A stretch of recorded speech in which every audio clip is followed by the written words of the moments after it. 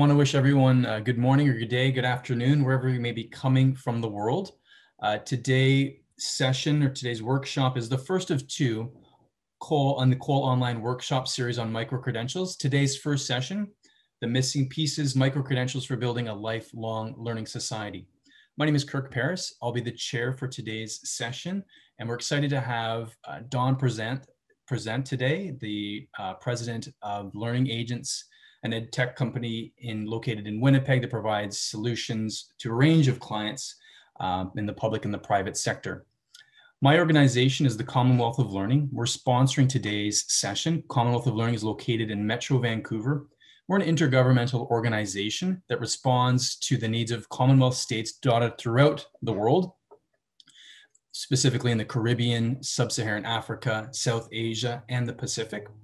And we provide advice to institutions and governments on how to leverage technology-enabled learning solutions to widen access to learning. And we align ourselves to Sustainable Development Goal 4, and Don will speak to that later in his presentation today.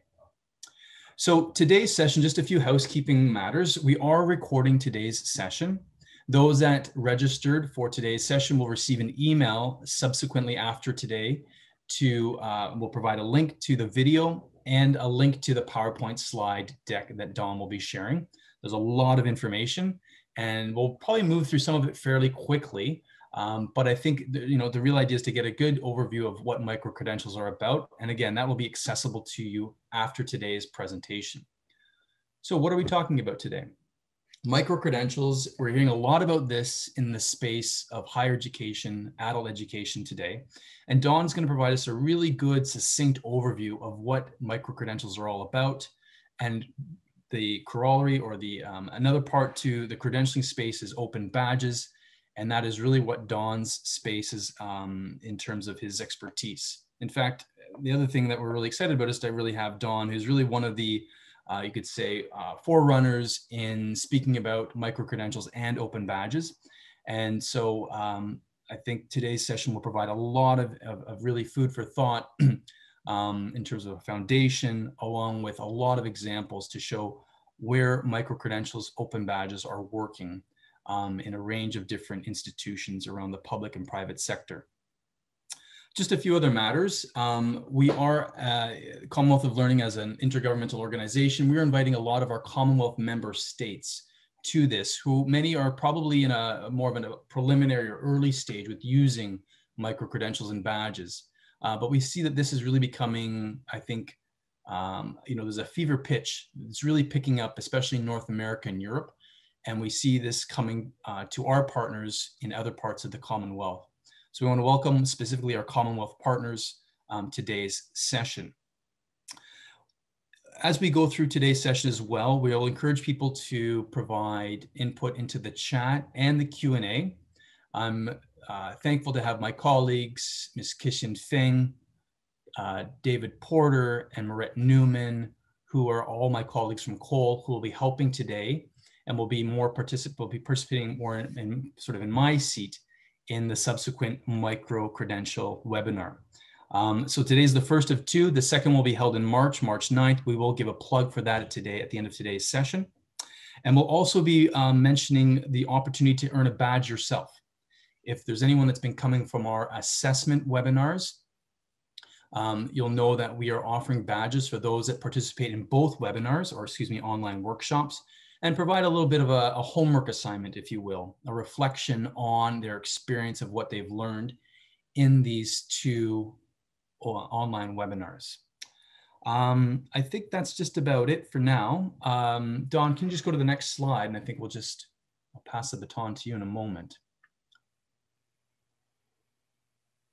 So the organization of today's workshop, here it is, where you can see Dawn will take us through some themes, context, definitions, examples, and of course, we'll draw on some conclusions and then do the plug for the next workshop, again, which is March 9th. The premise that Dawn will speak to, of course, is to build the knowledge necessary for an increasingly diversified workforce. Dawn will speak to that in much more depth than myself, and try to look at trying to build skills and competencies for the workforce. And this is what we're talking about as the missing link. I'll stop there. Again, welcome all to today's online workshop. and I'll pass it over to our presenter, Don Present of Learning Agents. Over to you, Don. Thanks very much, Kurt. It's great to be here from snowy Canada. The underlying Canadian story of a Commonwealth of Learning is that its headquarters is in Vancouver, which I'm pretty sure there's no snow there right now.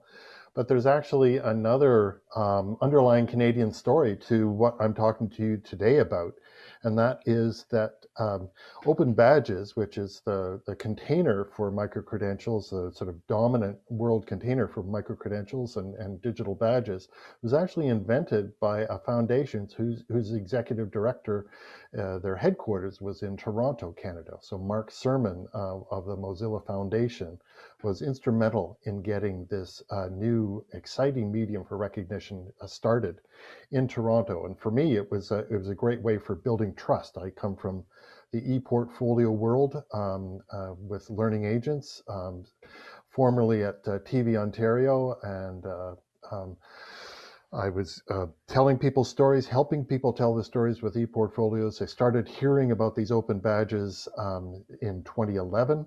And the fact that Mark Sermon was involved was great for me, because years before, he had been helping me become a video director when he was a community cable producer in Toronto. So in essence, he's still helping people tell their stories and providing access and inclusion. So for me, that's a great Canadian story.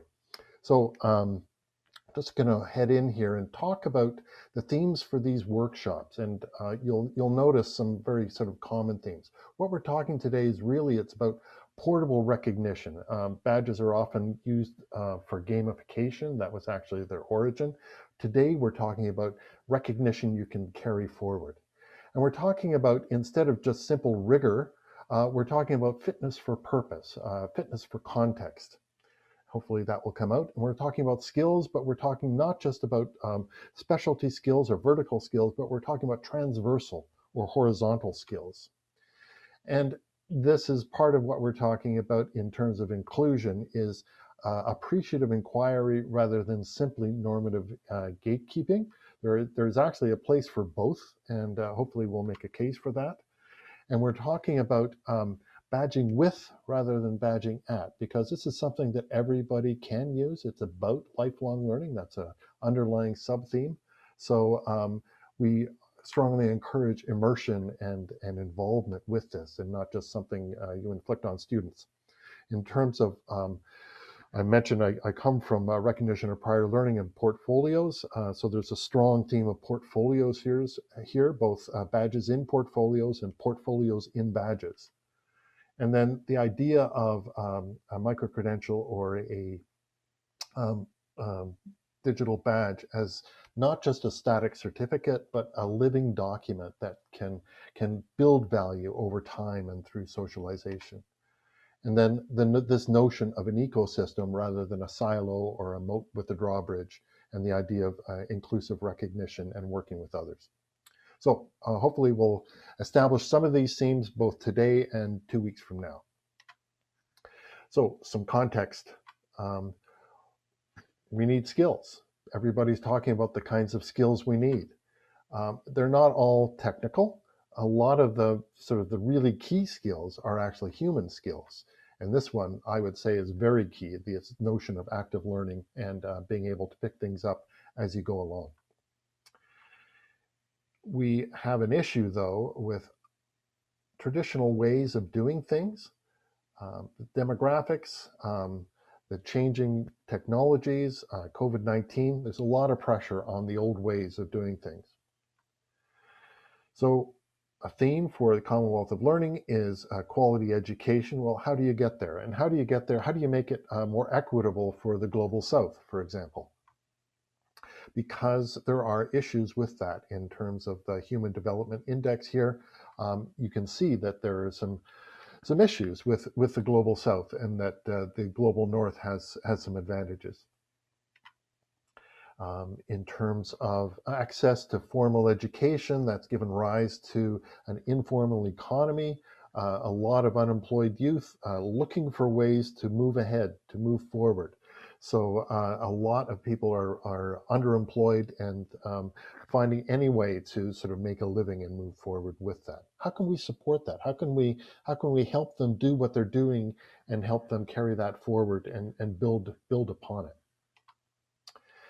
We live in a VUCA world. It's volatile, it's uncertain, it's complex, it's ambiguous, especially in 2021. Um, so how do you help people navigate that? How do you help them see how well they're doing? Well, ideally, you have a skill set that can work together. Um, this is a diagram that was developed way back in 2015 when a lot of people were still making the case for microcredentials. And it's this notion that it's not just what you know, it's how you work with other people, how you can learn things as you move along. And Strata Institute makes the point that it's not just one T, it's as you move through life, through your sort of K to 60 curriculum, you have to keep on picking up new things as you go. And yes, a lot of that's technology, but a lot of it is uh, complexities of human organization, learning leadership skills as you move along, etc. So what we need is a way of meshing these together and finding the synergies so that you can move from one context to the next context and maintain a sense of fluency and work with others and build what would be effective workers and citizens. So one way of doing that is focusing on competencies and getting past this notion of knowledge dumping and seat time, and building pathways to new areas, emergent skills, tracking emergent skills, helping people develop emergent skills, helping people develop their own emergent skills. Competence is not just knowledge. This is actually Miller's pyramid. It's actually for assessing clinical competence, but I think it carries very well into other sectors. It's one thing to read about something and be able to regurgitate. It's another thing to be able to maybe reason with it and answer some questions, slightly more difficult multiple choice questions. But can you demonstrate yourself doing it, such as they have in clinical examinations where a fledgling doctor will have to diagnose a patient and other people observe them do that? And can you do it reliably? So at the end of a 36-hour shift, can you still function as a doctor without thinking about it? So that would be the pyramid of do you know and can you do something? So what we have today is still dominantly paper credentials. They don't necessarily say a lot. So for example, that co-op work placement, that could maybe there's a great story there, but it's certainly not visible here. And so you have transparency issues with paper documents. They're easy to forge. You can certainly put them on things like blockchains, et cetera, or digitally sign them, et cetera. But you still have some issues in terms of recognition. There's very little context. Typically, things like transversal skills are not tracked. Experiential learning is typically not learned very well. Europe is trying to get at this with things like the diploma supplement, but it's having trouble keeping up. And they're difficult to share, easy to lose. So another context for us is this notion of lifelong learning. And this is from a document recently released by the Institute for Lifelong Learning at UNESCO. And essentially it's a values question, and it has to do with, learning actually is holistic. And it takes people working together, and it should promote inclusion and help people move things forward. And that's both for the sake of those people and also in enlightened self-interest. If you can bring up the whole population, we all do better. Lifelong learning is a common good. Equity is hugely important, and schools and universities should be turning into lifelong learning institutions. And institutions like Northeastern University in the U.S. is really picking up on that message, as well as at the Southern New Hampshire University. It's collective. Learning cities is becoming a really big theme globally.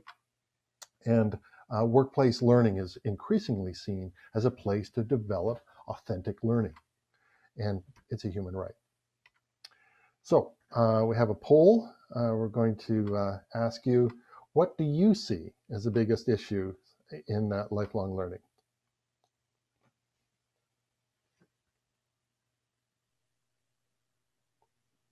So Kirk or Keishan, if you can cue me. Yeah, so please, you should see it come up on your screen, and we'll give everyone about a minute, and then we'll share the results. So again, the question is, what do you see as the biggest issue for lifelong learning?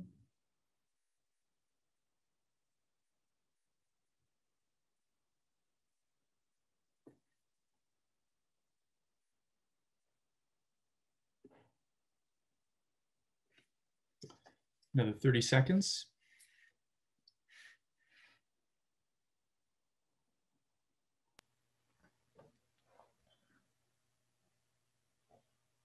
Okay, get your answers in, last few seconds. Okay, and we'll stop now. All right, Kishan, can you please show the results?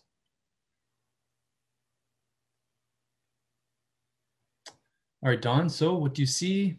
It's a bit of a mixed bag, but certainly skewing more like a, well, kind of like a curve there in the middle, mismatch of graduates' work, ready skills, employer workforce needs, lack of recognition of life-wide learning and skills. That's great. Anything surprising there, Don, that you want to speak to? No, I definitely support the lack of recognition of life-wide learning and skills, and that both has to do with formal recognition of life-wide learning and also informal recognition, which could be appropriate for a particular circumstance, or non-formal. So in other words, you wouldn't necessarily need an academic credential to be recognized that you know and can do something if somebody's going to give you a job. They recognize you know and can do that thing. So that's what we're talking about in terms of fitness for purpose or fitness for context. So that's great. We've got a very perspicacious audience today. Very good.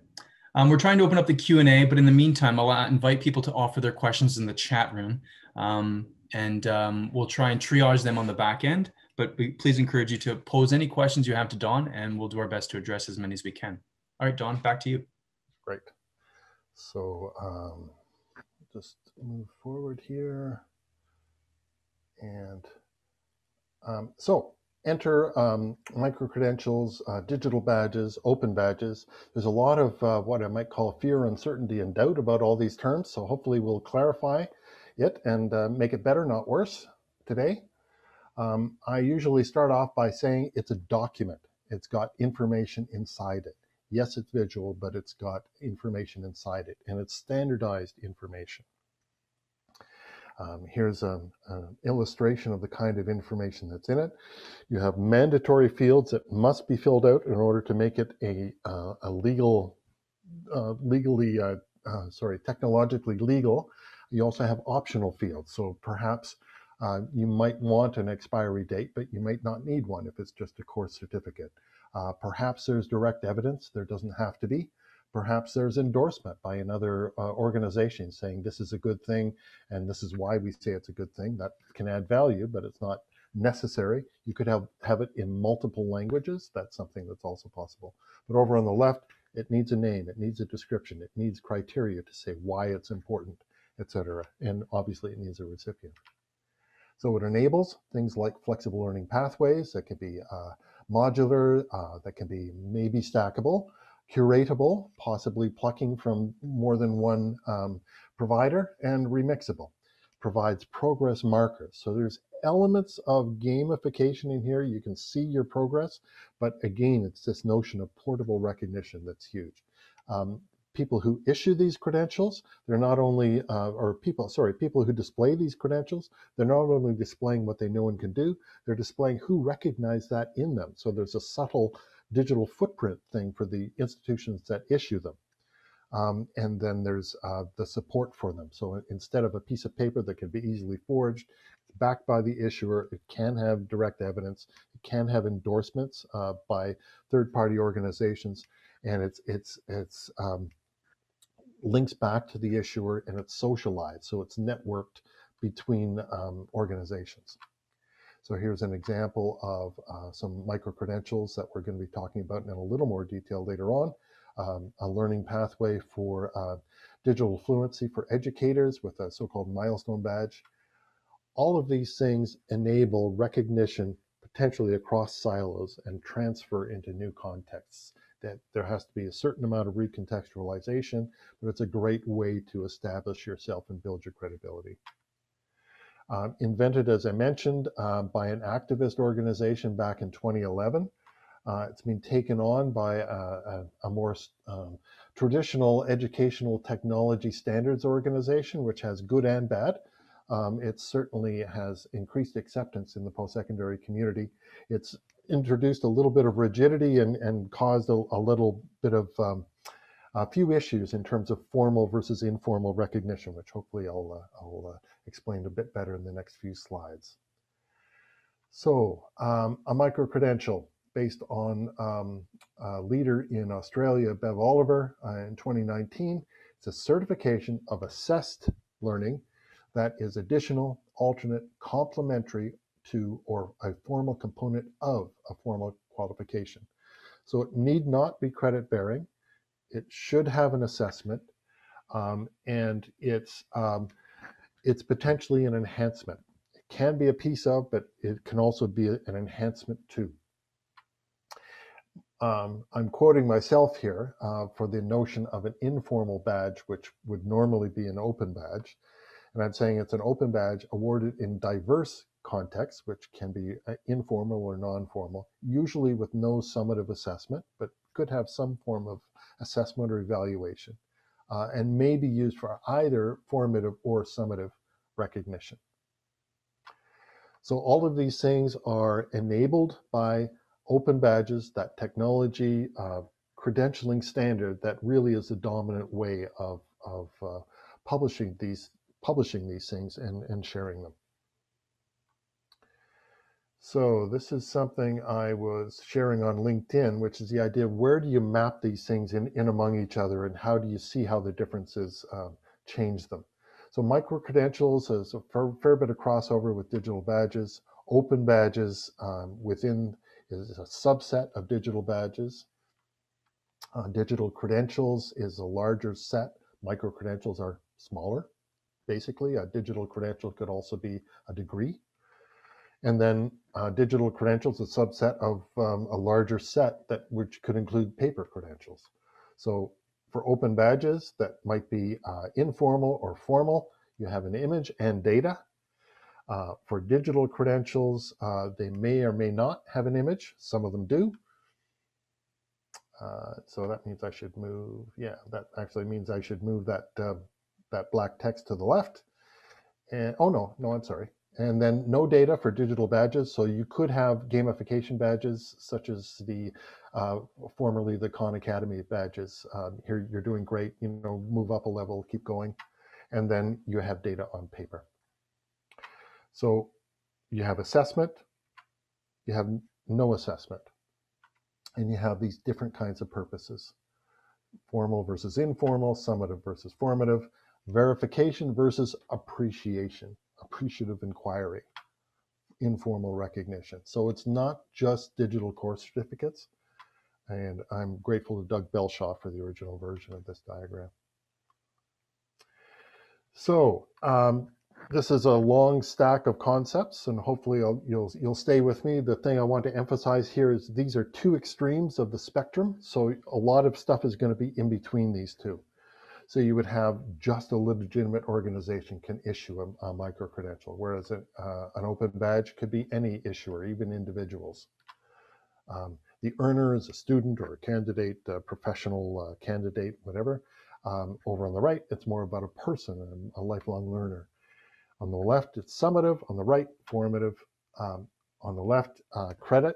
It can be non-credit, but that's the left hand of the spectrum. Over on the right would be something just a lot more informal, though it can be part of recognition of prior learning. That's what the RPL stands for. On the left, it's about asserting, credentialing learning and skills and competencies. Over on the right, it can be something a little looser. It can be engagement, it could be goals, etc., or it could be achievements, such as in a makerspace. On the left, more, I need this in order to get there. On the right, maybe there's a lot of intrinsic value where people are starting to recognize things in themselves and developing passions that the credentials help. On the left, it's about authentication. Over on the right, it's about recognition. It's about connecting to people. On the left, it's about vigilance. On the right, it's about appreciation. Control on the left, flexibility. And ultimately, are you just the sum of your badges, or are you actually a living person that has badges but also has passions, has goals, and puts them together in varying ways? So that's an early slide. Really interested in feedback on that. This is my first time sharing it in public. I just wanted to, but it's about some things I've been thinking about for a while. So flexible recognition. If you're playing these things out, still dominantly, it's take a course, do an assessment, get a credential. So for example, we have virtual instructor-led training out of Humber. Shopify, you can start developing skills, working with colleges. Actually, these are 4-credit courses in partnership with colleges. Over on the right, you have Red River College doing laboratory testing for COVID. So very much in demand skill that is a micro-credential. You could also have certifications. This would be professional standing, or I have this skill, I am certified to have this skill. And that could be something like the Certified Training and Development Professional for Institute for Performance and Learning, or over on the right, that is micro certification in the humanitarian sector. Membership, which can be formal or informal. And then this whole grab bag of other, which is often informal digital badges that can be things like experience, engagement, maker spaces, workplace learning, informally assessed, volunteering, professional service to the community, et cetera, or informal recognition as a guru in a particular area. So this is the spectrum of what's available. It doesn't all have to be just at the top or the top 2. There are other forms of recognition that can be appropriate for context. Career OneStop is part of the ONET system in the US. We really like this area, the kinds of ways they break down the skills required in the world of work and the ways you acquire those skills. You'll notice a lot of very authentic ways of developing skills over on the left, things like on-the-job training, military service, developing a work readiness certificate, etc. All these things can be recognized and help get people into the workforce, get them engaged. So most people want to know what they can do with it, and this is an early question. Yes, you can put it on LinkedIn. As you develop these things, you might run out of room on your LinkedIn certification section, so there are other ways of sharing your credentials. We won't go into them in great detail today, but yes, you can share a credential on LinkedIn, typically in the licenses and certification section. It links back to the hosted version of why you earned the credential. So where you see credential, that links back to that hosted version on the left where you can validate the credential. In general, hopefully I've been making a case that you could have really high rigor, high big, important micro-credentials. You can have other ones that would be, say, you're part of this community, another one that says you're interested in this area, another one that says you've developed some expertise that other people have recognized in this area. These are varying signals that you can provide a map to someone and that people can find you through and can help you move into new contexts. So hopefully I've made that point here. But we'll find out. We have another poll coming up, and that would be, if you were intrigued enough to do this, why would it work? Why would it not work? Okay, thanks, Don.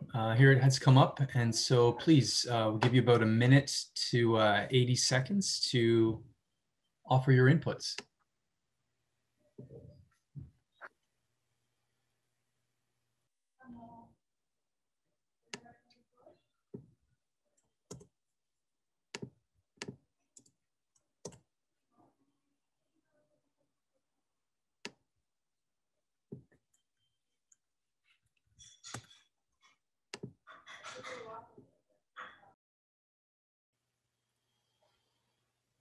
Just another 10, 20 seconds, everyone.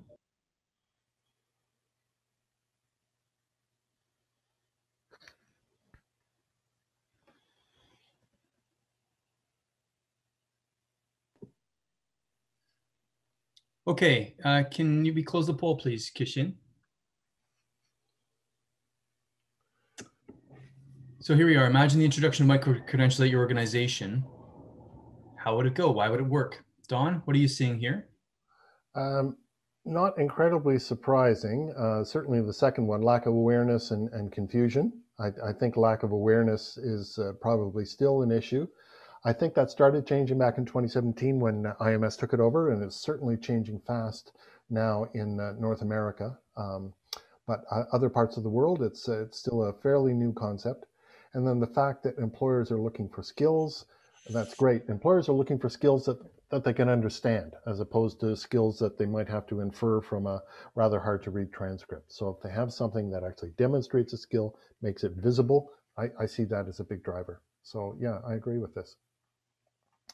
That's great. And I just, sorry for there might be a bit of background noise. There's an interesting question, a juxtaposition between this there's some tensions, of course. Employers are looking for skills, but they don't necessarily acknowledge the skills that learners have, maybe from non-conventional credentials. So I want to pose a question from Michael.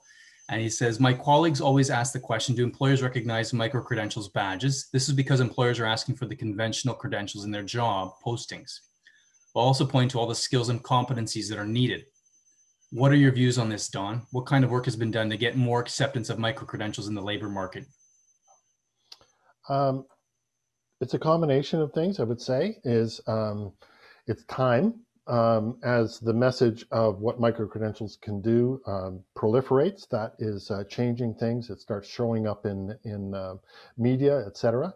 The other one is focused work in bringing communities together, particularly in regions.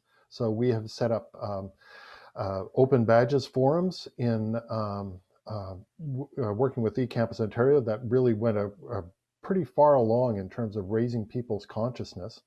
eCampus has taken that further, eCampus Ontario has taken that further in seeding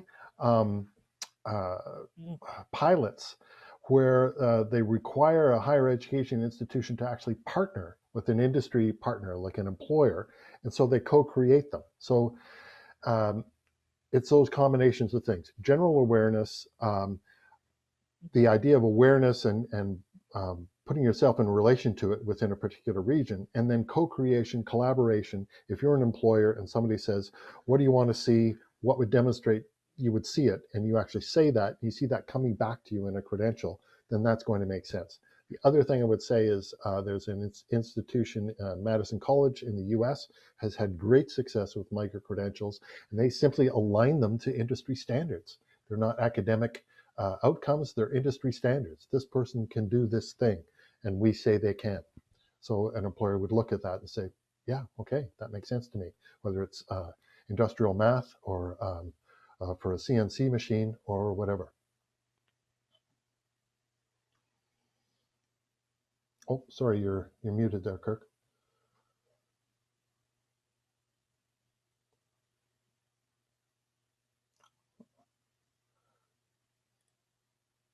You're muted. Sorry, I was muted.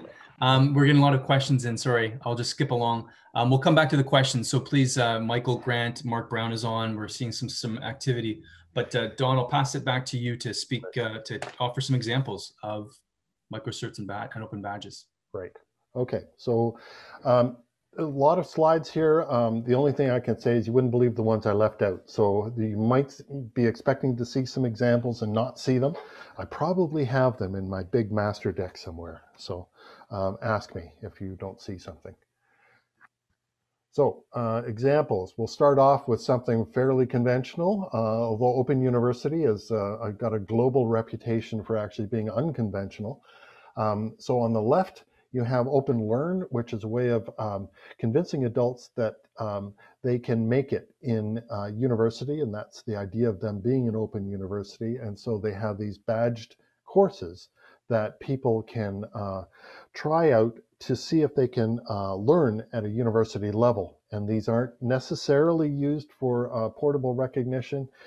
In some cases, they're used for formative recognition, but there actually is evidence of them being used for portable recognition in vocational contexts. So that's one thing. And then over on the right, with Future Learn, which is a global consortium of which Open University is a big part, you have these actual micro-credentials, which would be a little more sort of white collar oriented, and it's a way to give you that next little hop up the career ladder. So there's one quick example. Colorado State University. This is I just went back to check on this today to find out if it was still going, because I love this example. It's kind of elements of gamification, because you can level up. You can start with these little treks in terms of gardening, build them up into quests, and several quests takes you into being a certified gardener. And they have other ones that are more oriented on sort of broader aspects of ecology, etc. These have been quite popular. It's an example I've been using for years, and they're industry engaged, they're learner centric, and they're friendly to the ecosystem. And it's this notion of attracting credentials from a multitude of providers through the extension unit. Deakin, a big early leader in this. I'm just showing you the hallmarks here. There's part of a much bigger picture. These hallmarks are graduate learning outcomes or program learning outcomes. They're related to the Australian Qualifications Framework. They use the so-called AAC&U value rubrics as a fodder to develop these things. And they have credentials that they will hand out in terms of the particular disciplines and programs, but also cross-disciplinary credentials. So these have weight, okay, because they're evidence packages. They're evaluated by expert panels of not only academics, but also partner organizations outside the academy. And they're aligned to an actual national qualifications framework that everybody knows what it means, what the complexity of your skill is, what level of complexity, what level of ambiguity you can operate at based on the Australian Qualifications Framework. World Education Services, this is sort of a lamination notary type service. So this is a service that's available in Ontario. It's a US foundation, but has a number of contracts in Canada. And so if you're an immigrant, you can get your foreign international qualification recognized by them. So they say, yes, it's true, and B, it's worth this much in Canada. It's worth either a full bachelor or a bachelor plus, etc. And we say so. We're World Education Services, and they're starting to embed these in microcredentials. I mentioned the Ontario Extend. This is based on a framework developed at UBC by a fellow named Simon Bates. And he talks about the fluency skills required for a faculty person. And are you a teacher for learning? Are you a curator? So there's a strong undercurrent of technology, but also a strong undercurrent of transversal skills. How are you using these in human ways? So it's that idea of the T-shaped skills. So you can earn badges for each one. Oops, sorry, there was a nice build there and I cut it short. So basically you can earn badges for each one, and they culminate in a nice milestone empowered educator badge. Extend is now being moved into Africa through Commonwealth of Learning.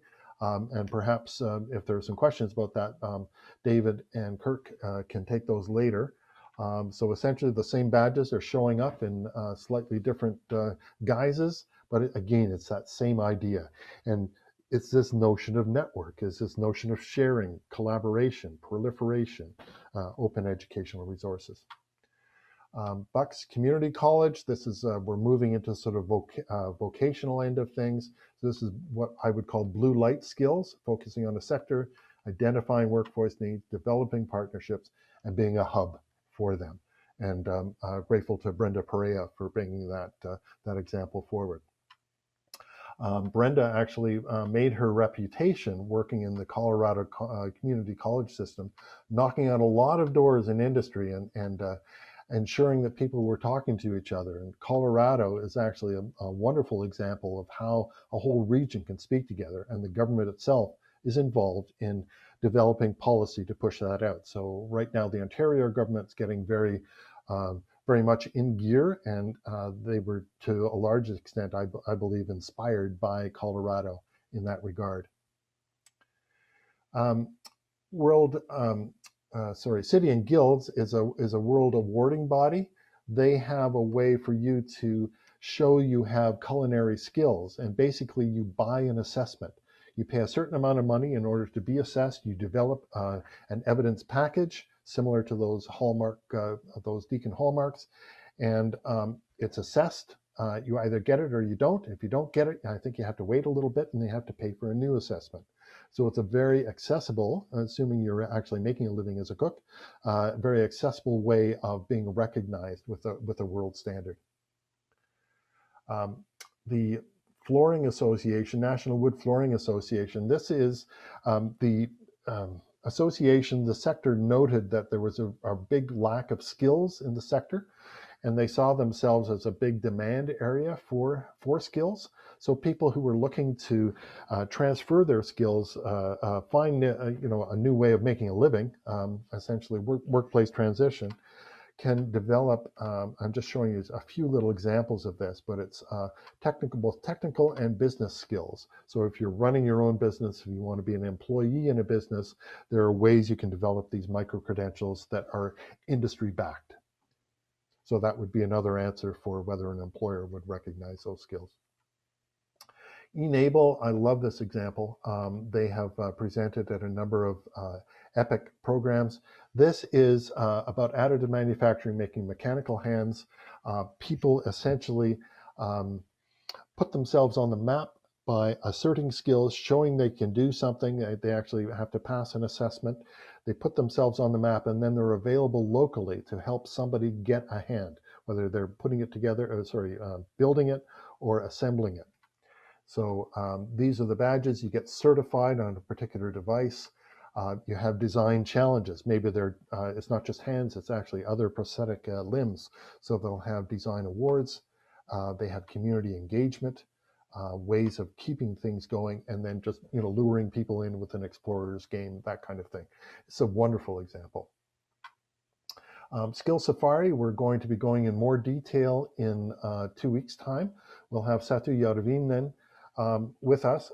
She's been very busy in various parts of Africa with faculty development for ICT skills, and then some vocational areas in terms of customer service, agriculture for women in Senegal, Cote d'Ivoire with entrepreneurship in an urban setting, and then there's innovation, so entrepreneurship skills in Ghana as well. So she's a great speaker.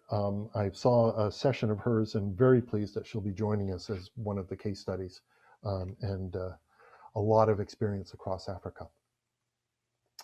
Atingy is a project that's getting going out of Germany with the International Development Ministry and GIZ, the International Development Organization here. They're just running a badging workshop this past week in Niger. So this is the first badge that's come out of that. They have big ambitions for scale, hundreds of thousands, even millions of learners, starting in Africa, moving beyond Africa. And they see micro-credentials and these ways of non-formal and informal learning as being really crucial for them to meet their objectives in terms of helping productivity and life, the economic life of people in the global south. Also do work in the humanitarian sector. So this is a really interesting example. I mentioned this before.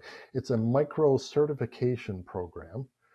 And they do it in a very sort of high level ISO friendly way. They spend a lot of money to put these psychometric exams together. And then you basically sign on to them and pays your money. And if you meet the cut score, then you get this micro certification. So you have one for monitoring, evaluation, and learning with organizations. So if you want to be a project manager for a humanitarian organization, this may help you get there. So it's I actually did the pilot for it, and I was invigilated by a webcam as I was taking the exam. It was quite funny. My daughter came in when I was taking it, and somebody said, "Oh, get her to leave," and thankfully I actually took the basic meal one, and I scraped through, so I have the right to present that badge.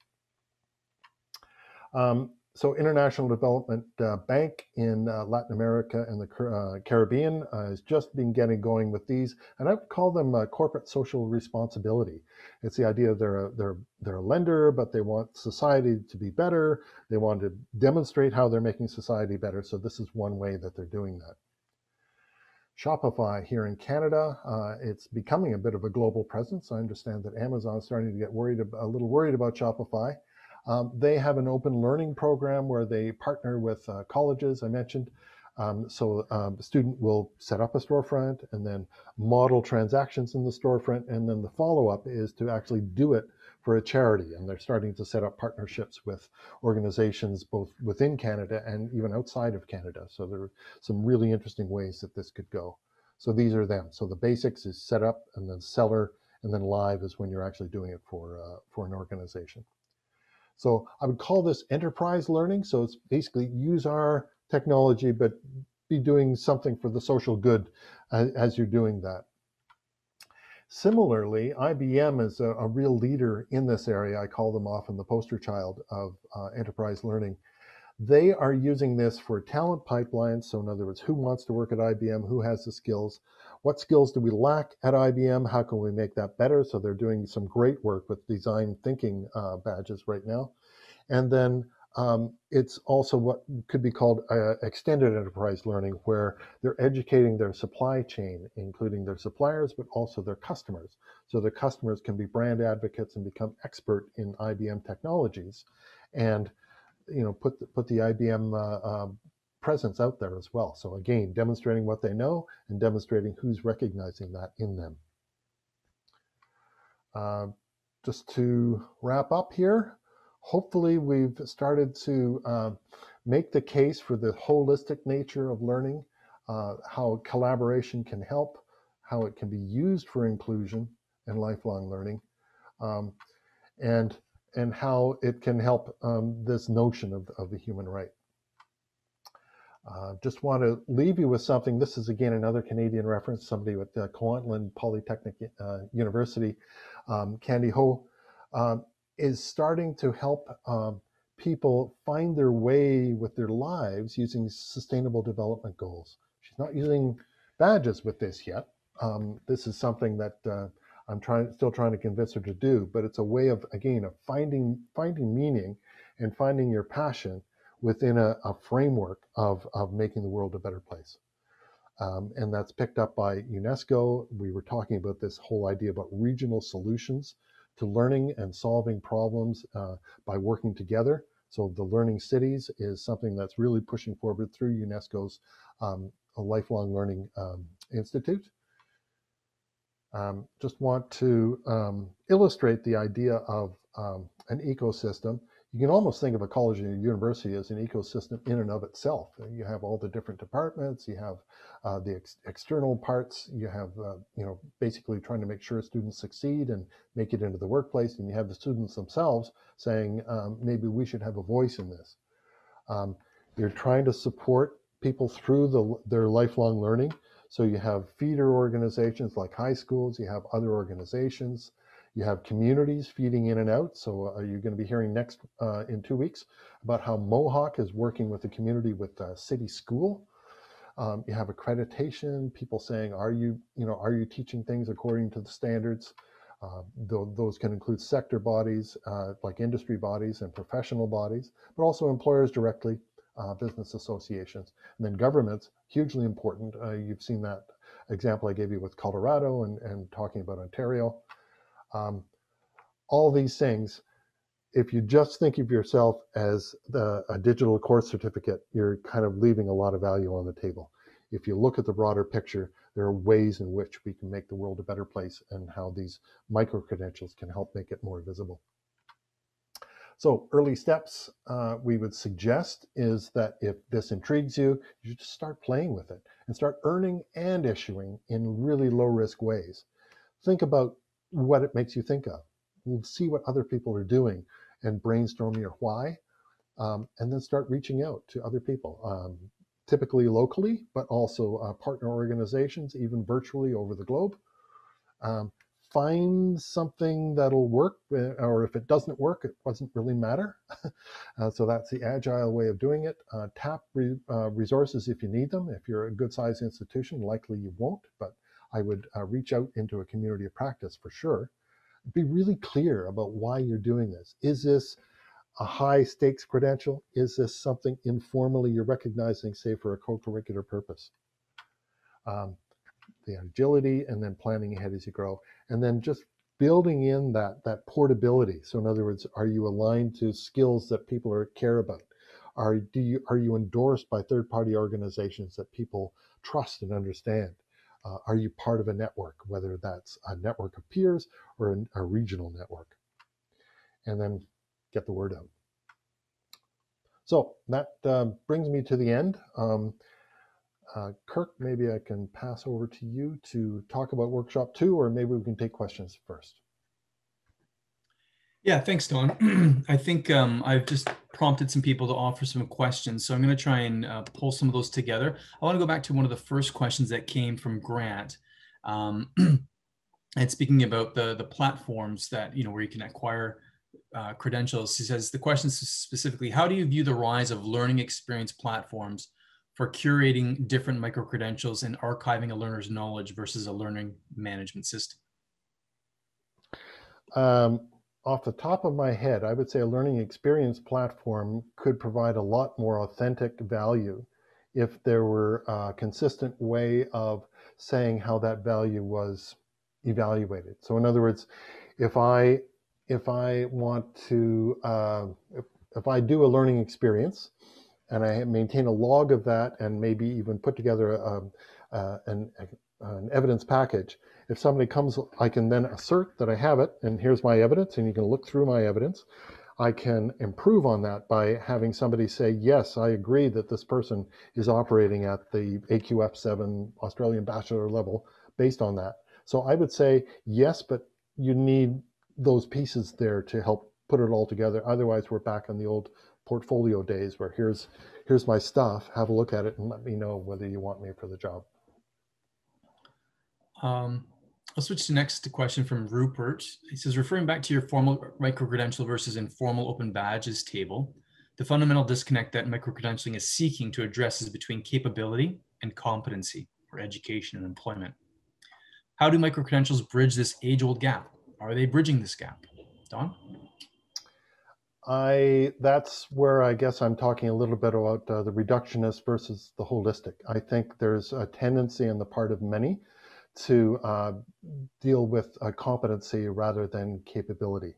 What will this person be like to work with? That is that capability versus can this person do this thing to this level in this particular context? That would be my understanding of a competence. And I think what we're pushing for is the former, and this idea of the person is the container of all these things, and they're more than the sum of their parts.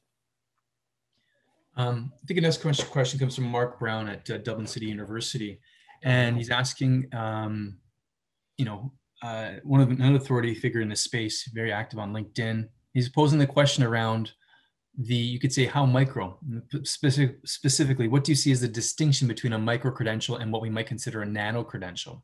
That is perhaps simply a badge. Another way to put it is how small can small be when we're talking about recognizing skill and competencies and knowledge? I'm assuming Mark means summatively. So there are ways of dealing with this. You can go nano. So you can use something like a learning experience platform. And here are my learning experiences. When I have this many, I've decided this is the micro-credential that it would show somebody else. So if you're showing something to someone else summatively, it should have a certain weight And yet there are a lot of gray areas to that. So perhaps you have a lot of sort of engagement type credentials that where you actually show you're really interested in a particular topic, and that actually is an indicator. But each one in and of itself wouldn't necessarily have that weight. All that said, there's the formative and the summative. So you can manage to yourself, yes, I am learning this. Yes, I am learning this. Now I want to show it to someone else. So that said, when we're working with HPAS, which is an international humanitarian one, we basically say a minimum of an hour effort time if it's just kind of like a web-based training type credential that you're doing. But that granularity question is a tough one because it's almost always in terms of effort time, including the assessment, which kind of is getting you away from the competency. And then this notion of a unit of competency, unit of capability, how do you measure that in a way that can carry across context? That's still a really tough question. And that's why we talk about these varying levels of skills. You're not signing off with this one final one necessarily, is you're having several, and then maybe also you're maintaining one, you're keeping one alive by adding evidence after issue. And that's the kind of thing we'll be talking about 2 weeks from now. So a long-winded answer. I hope that's helpful. Yeah, that's good. Thank you, Don. So I think, yes, we're going to wrap up. So a few minutes left just to, of course, plug the next workshop. And I think just one real takeaway is this notion of, what can open badges, digital badges, micro certifications do for individuals? Of course, is that recognition of authentic skill, competency, knowledge. And I think on the employer side, or excuse me, on the institutional side, is for institutions to provide that pathway for learners to also be able to demonstrate those skills through badging, to establishing these kinds of opportunities for learners, again, to demonstrate their skill sets. Just want to now segue to next workshop number 2, getting started. So today, Dawn's provided a fantastic, very thorough breadth of what is happening in this micro certification, open badging, digital badging space.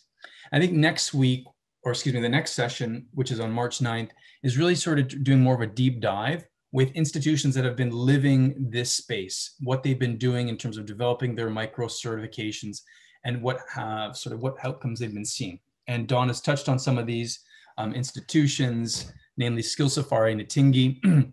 We'll also learn more about Humber College and Mohawk College in the next session.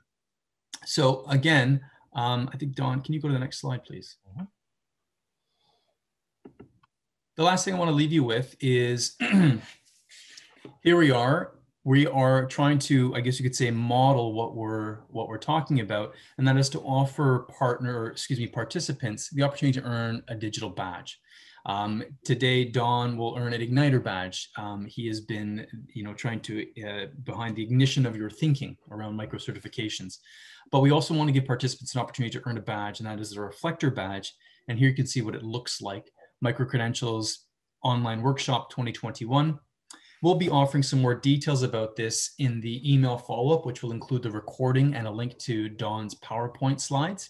But essentially what we're looking for is for participants to attend both online workshops and for them to write a short reflection that can really demonstrate what they've learned and what perhaps they're interested in around micro-credentials.